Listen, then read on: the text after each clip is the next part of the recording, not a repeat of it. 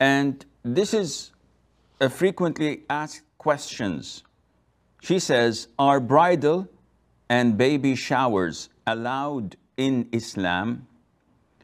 First of all, we have to understand a very important concept in Islam, because you often go through so many similar cases and you might be in a dilemma whether this is halal or haram.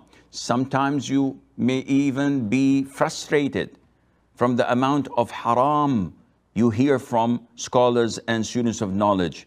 Every time you ask them, they say haram, haram, haram. So if you teach people how to fish, it's much better than giving them a fish every day. And therefore, what is the main concept that governs our rulings in Islam? Number one, that Islam prevails over all. And number two, that Islam is the origin and everything else follows, and not the other way around. So we don't come to Islam and try to make it fit our lives. On the contrary, we go to our lives and try to make it fit Islam. So having said that, you have to filter and scrutinize everything in your life just to make sure that it is in synchronize with Islam and not the other way around. Now, bridal showers, what are they? They're definitely not from the Muslim tradition. Okay, wearing your watch is not from the Muslim tradition. Riding a car is not from a Muslim tradition. Using your PDA or coming on TV is not from the Islamic tradition. Don't mix apples with oranges unless you're making fruit salad. See, the Prophet said, alayhi salatu wasalam, in a long hadith narrated by Abdullah ibn Umar radiyallahu anhuma, he said at the end, وَمَن تَشَبَّهَ بِقَوْمٍ فَهُوَ مِنْهُمْ. And whoever imitates a people, he is considered to be from them, from among them. And this hadith clearly states that we're not allowed to imitate people. So if I'm riding a car, am I imitating a people? The answer is no, because everybody rides a car.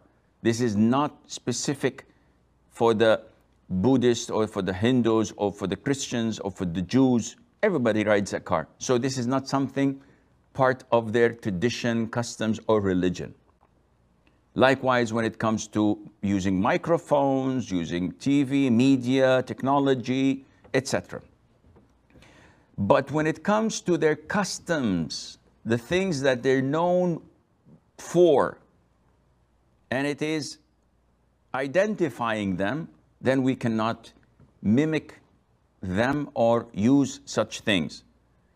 I cannot wear a Texan hat because this is for disbelievers living in that region. Likewise, if, for example, the Mexican sombrero, the Japanese kimono, eating with the chopsticks, all of these are part of their customs. The Muslims don't do this. So why would I go out of my way to imitate them? There's something wrong in my aqeedah. Likewise, if someone celebrates the New Year's or celebrates their false celebrations, imitating them, the Muslims don't have this. Coming to the bridal showers and the baby showers, this is not part of our tradition, our customs. For the bride, once she gets married, we have the walima. This is Islamic, a feast. We call people to eat, men and women segregated. Alhamdulillah, they have a good time. For the baby, we have on the 7th day what is known as aqiqah. Then this is okay. Go ahead with it, no problem. Now, when we come to bridal and baby showers, we find that the origin is un-Islamic. It was in the 19th century, they used to compensate the bride with some gifts because of the dowry she had to pay. And in Islam, men pay the dowry, not the other way around. And there are so many things associated to it.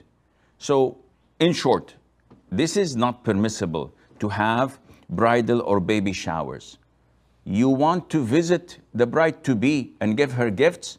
Go ahead, but don't throw a party and don't call the party bridal shower.